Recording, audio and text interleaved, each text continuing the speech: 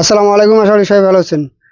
আজকে থেকে দেশি মুরগির বাচ্চাগুলোকে বাইরে বার করে দিব। তো কতদিন পর এই দেশি মুরগির বাচ্চাগুলোকে বাইরে বের করে দিলাম বা বয়স কতদিন হয়েছে আপনাদেরকে এই ভিডিওর মাধ্যমে জানাবো। সেই সাথে গরমে দেশি মুরগির ডিমগুলো কিভাবে আমি সংরক্ষণ করি তো সেটাও আপনাদেরকে এই ভিডিওর মাধ্যমে দেখাবো। সেই সাথে ঘরটাও আজকে পরিষ্কার করে দিলাম। ডিম থেকে শুরু করে বাচ্চা বোর্ডিং, ঘর পরিষ্কার, তো সবকিছু আপনাদেরকে এই ভিডিওর মাধ্যমে ধাপে ধাপে দেখাবো।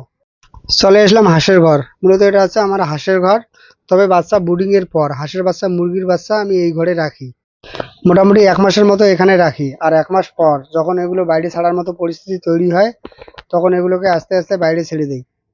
আর এটা যদি আমার হাঁসের ঘর, যদি হাঁসের পরিমাণ কম থাকে তাহলে এই বাচ্চাগুলোকে ডিমের আগ মুহূর্ত পর্যন্ত এই ঘরে রেখে দেই। আর ডিম দেওয়ার পর তখন এগুলোকে এখান থেকে সরিয়ে ফেলি।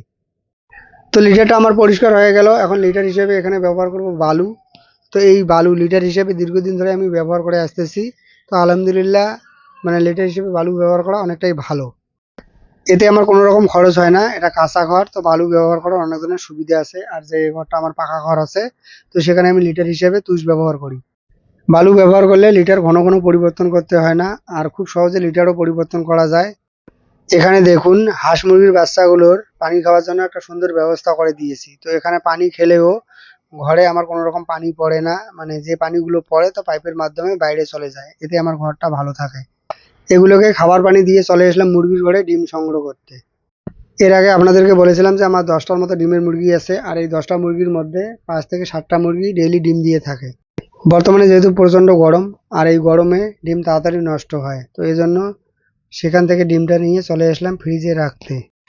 যখন কোনো মুরগি তাপে চলে আসবে তখন এখান থেকে ডিমগুলো নিয়ে গিয়ে তো সেই মুরগিটাকে দেবো।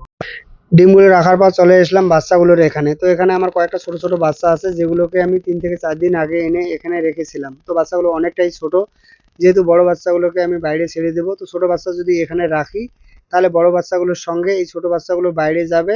যেহেতু বাচ্চাগুলো অনেকটাই ছোট, কাক বা অন্য কোনো কিছু এই বাচ্চাগুলোকে নষ্ট করতে পারে, এজন্য সেখান থেকে সেই বাচ্চাগুলোকে সরিয়ে ফেললাম। সেম সাইজের কিছু বাচ্চা আছে, তো সেখানে এই বাচ্চাগুলোকে রেখে দিলাম। আর এখানে একটা মুরগি আছে, তো এই মুরগিটাকে এখান থেকে সরিয়ে ফেললাম।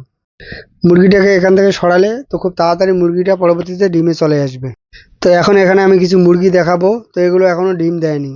এগুলো মূলত আমি হাঁসের সঙ্গে, মানে হাঁসের বাচ্চার সঙ্গে একসঙ্গে ব্রুডিং করেছিলাম। তো সেই বাচ্চাগুলো মোটামুটি ডিমের উপযুক্ত হয়েছে। হয়তো ২ থেকে ১ দিনের মধ্যে এই মুরগিগুলো ডিম দেবে। আর যদি ডিম দিয়েও থাকে তাহলে আমি বুঝতে পারবো না, যেহেতু সবসময় আমি মুরগির ঘরে যাই না। তো এইরকম ২-১ দিনের মধ্যে ডিম দিবে। তো এমন মোটামুটি আমার ১০টার মতো মুরগি আছে। সব কাজ সম্পূর্ণ করার পর মুরগির বাচ্চাগুলোকে বাইরে বের করে দিলাম। তো এই বাচ্চাগুলোর মধ্যে কারো বয়স মোটামুটি ১ মাস, কারো বয়স ১ মাসের থেকে একটু কম। তো আজকে এই পর্যন্ত। ভালো থাকুন, সুস্থ থাকুন। আসসালামু আলাইকুম।